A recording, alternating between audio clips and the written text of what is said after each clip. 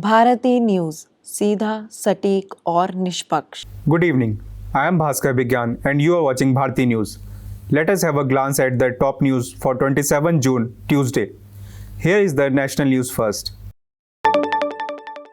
Canada-based gangster Goldie Brar in a television interview said they will definitely kill Bollywood actor Salman Khan unless he apologizes for hurting the sentiments of the Bishnoi community by killing the black buck in 1998. Black buck is considered sacred by Bishnoi community.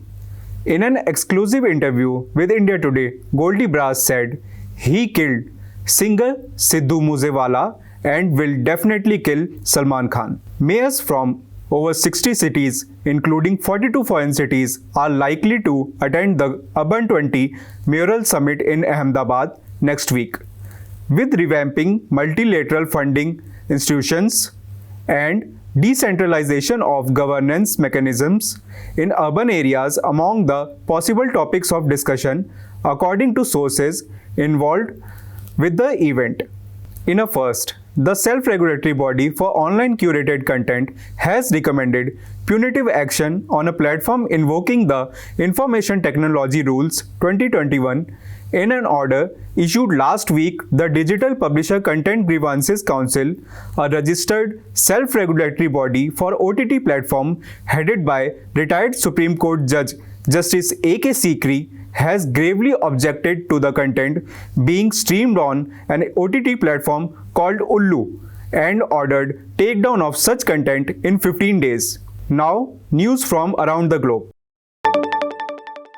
Russian President Vladimir Putin on Monday blasted organizers of a weekend revolt, the gravest threat yet to his power, as traitors who played into the hands of Ukraine's government and its allies. Speaking in a stern tone and looking tired in a 5-minute TV address near midnight, Putin sought to project stability. He tried to strike a balance between criticizing the uprising's perpetrators to prevent another crisis and not antagonizing the bulk of the mercenaries and their hardline supporters, some of whom are incensed at the Kremlin's handling of the situation. The White House on Monday condemned the online harassment of a journalist who had asked a question to Prime Minister Narendra Modi at a press conference during his state visit to the United States. The journalist, Sabrina Siddiqui from the Wall Street Journal, posed a question to Prime Minister Modi on the rights of minorities in India. During a White House briefing on Monday, a journalist from the Wall Street Journal asked John Kirby, the coordinator for strategic communications at the National Security Council, about the White House's reaction to the harassment faced by their colleague Siddiqui. In response to the question, Kirby said, "We are aware of the reports of that harassment. It's unacceptable."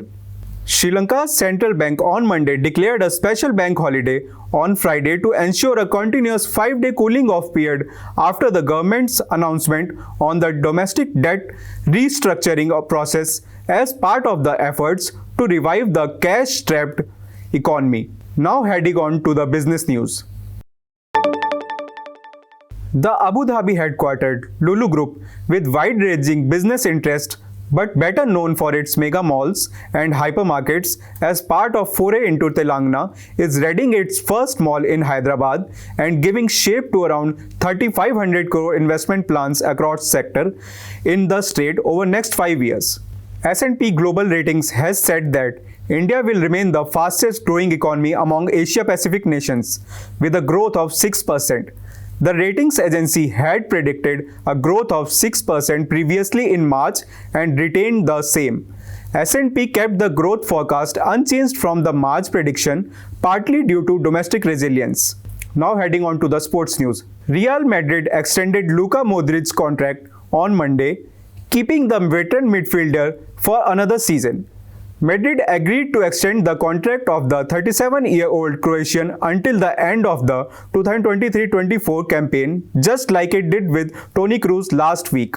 The moves allow Madrid to keep two of its most experienced players in a midfield that will be refreshed by the recent signing of 19-year-old Jude Bellingham from Borussia Dortmund. Carlos Alcaraz replaced Novak Djokovic at number 1 in the ATP rankings on Monday, meaning the 20-year-old Spaniard is expected to have the top seeding at Wimbledon. Alcaraz, the reigning US Open champion, is coming off the first grass court title of his career, which he won Sunday by beating Alex de Minaur in the final at Queen's Club in London, and that helped him rise one spot from number 2. A finger injury and lack of sleep did not stop Ashley Gardner from starring in the one-off Ashes Test as she tore through England's batting lineup and claimed the best match figures for an Australian woman in their 89-run victory. That's all for now. For daily news updates, subscribe to Bharti News. Thanks for tuning in.